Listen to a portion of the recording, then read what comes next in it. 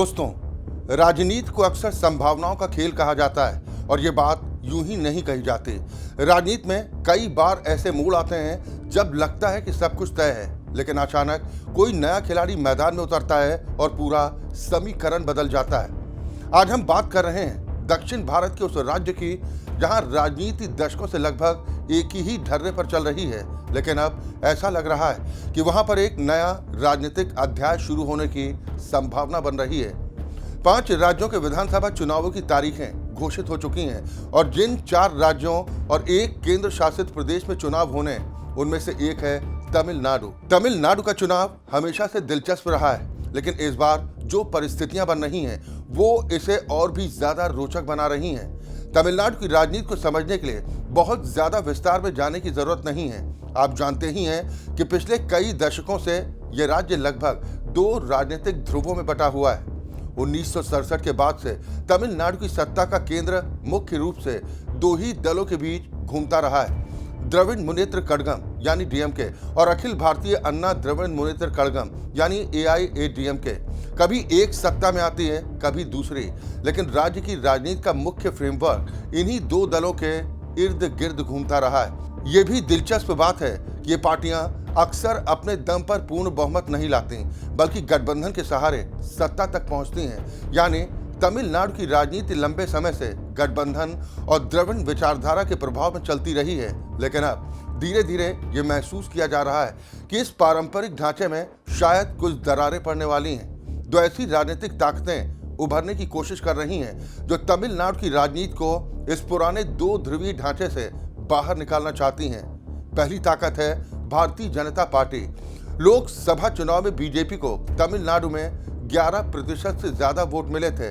Seat भले ही एक भी नहीं मिली, लेकिन ये संकेत जरूर मिला कि पार्टी धीरे धीरे अपना आधार बढ़ाने की कोशिश कर रही है। दूसरी ताकत जो हाल ही में मैदान में उतरी है तमिलगा वेत्री कड़गम यानी कि टीवीके। ये पार्टी अभी बिल्कुल नई है।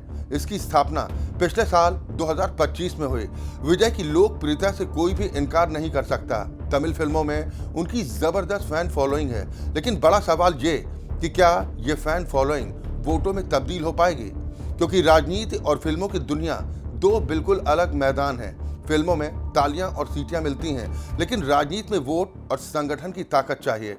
विजय के पास अभी संगठनात्मक ढांचा उतना मजबूत नहीं है जो जमीनी स्तर पर चुनाव लड़ने के लिए जरूरी होता है। विजय की राजनीति की सबसे बड़ी ताकत उनकी छवि है, युवाओं में उनकी लोकप्रियता है, एक तरह का नया आकर्षण है और डीएमके के खिलाफ उनका जो राजनीतिक संदेश है वो संकेत देता है कि वो तमिलनाडु की मौजूदा राजनीतिक व्यवस्था को बदलना चाहते हैं। लेकिन उनकी पार्टी के अंदर भी कई लोग पूरी तरह आश्वस्त नहीं हैं कि विजय की राजनीतिक यात्रा आखिर कहां तक जाएगी।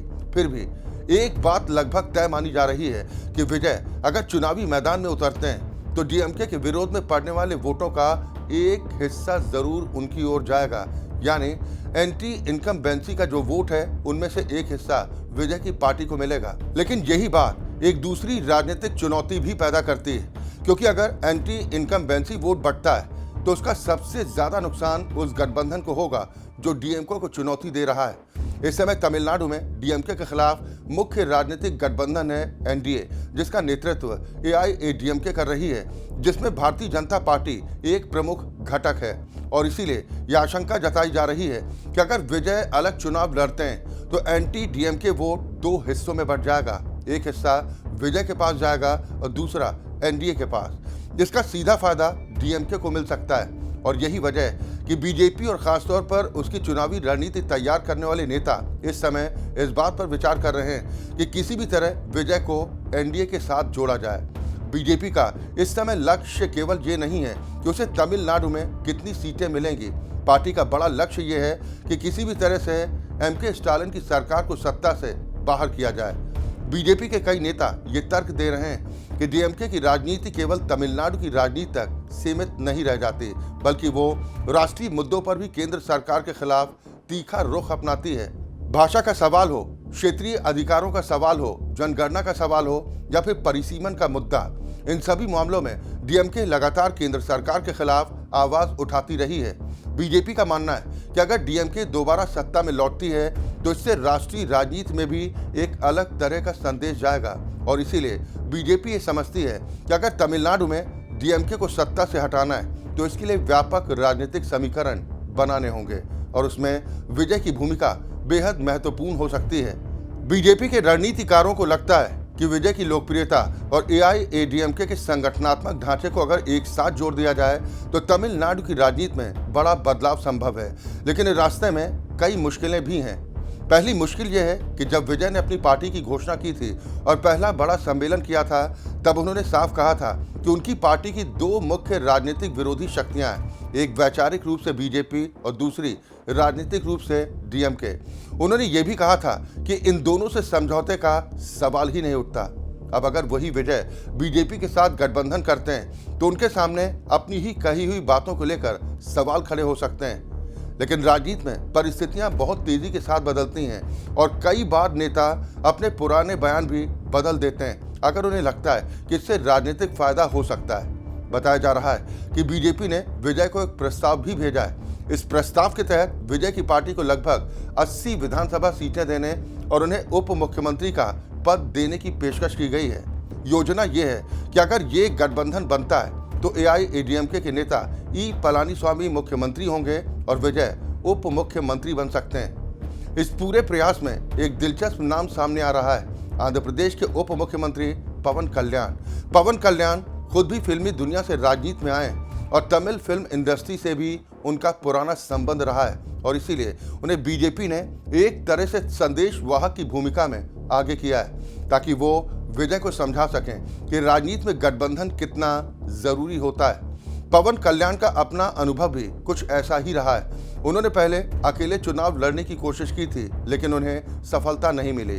बाद में उन्होंने तेलुगु देशम पार्टी और बीजेपी के साथ गठबंधन किया और अब वो आंध्र प्रदेश के उप मुख्यमंत्री हैं और इसलिए वो विजय को ये उदाहरण देकर समझाने की कोशिश कर रहे हैं कि राजनीति में अकेले लड़ना हमेशा फायदे का सौदा नहीं होता। अब विजय के सामने दो रास्ते हैं। पहला रास्ता ये कि वो अपनी पार्टी के साथ अकेले चुनाव लड़ें, इससे उन्हें अपनी स्वतंत्र पहचान बनाने का मौका मिलेगा, लेकिन जोखिम भी बहुत बड़ा होगा। अगर चुनाव में उन्हें ज्यादा सीटें नहीं मिलती तो उनकी राजनीतिक शुरुआत कमजोर हो सकती है। और दूसरा रास्ता यह है कि वो एनडीए के साथ गठबंधन कर लें, इससे उन्हें तुरंत सत्ता के करीब आने का मौका मिल सकता है। भले ही मुख्यमंत्री बनने का सपना अभी पूरा ना हो, लेकिन सत्ता में रहने से उन्हें प्रशासनिक अनुभव मिलेगा और भविष्य के लिए अपनी राजनीतिक जमीन तैयार करने का अवसर भी मिल सकता है। इस समय तमिलनाडु की राजनीति में यही सबसे बड़ा सवाल बन गया है, क्या विजय अकेले चुनाव लड़ेंगे या फिर एनडीए के साथ हाथ मिलाएंगे। अगर उन्होंने गठबंधन कर लिया तो राज्य की राजनीति में एक बड़ा भूचाल आ सकता है, लेकिन अगर वो अलग चुनाव लड़ते हैं तो एंटी डीएमके वोटों का बंटवारा लगभग तय माना जा रहा है और इसीलिए आने वाले कुछ दिन तमिलनाडु की राजनीति के लिए बेहद महत्वपूर्ण होने वाले हैं। विजय का फैसला न केवल उनकी अपनी राजनीतिक यात्रा तय करेगा बल्कि ये भी तय कर सकता है कि अगले चुनाव के बाद तमिलनाडु की सत्ता किसके हाथ में होगी। अब देखना यह है कि आने वाले दिनों में विजय कौन सा रास्ता चुनते हैं, अकेले संघर्ष का रास्ता या गठबंधन के सहारे सत्ता तक पहुंचने का रास्ता। यही फैसला तमिलनाडु की राजनीति की दिशा भी तय करेगा। फिलहाल के लिए इतना ही। आगे भी ऐसे ही दिलचस्प राजनीतिक विश्लेषण के साथ आपसे होगी मुलाकात। अगर आपको ये विश्लेषण पसंद आया हो तो वीडियो को लाइक कीजिए, शेयर कीजिए और चैनल को जरूर सब्सक्राइब कीजिए। नमस्कार।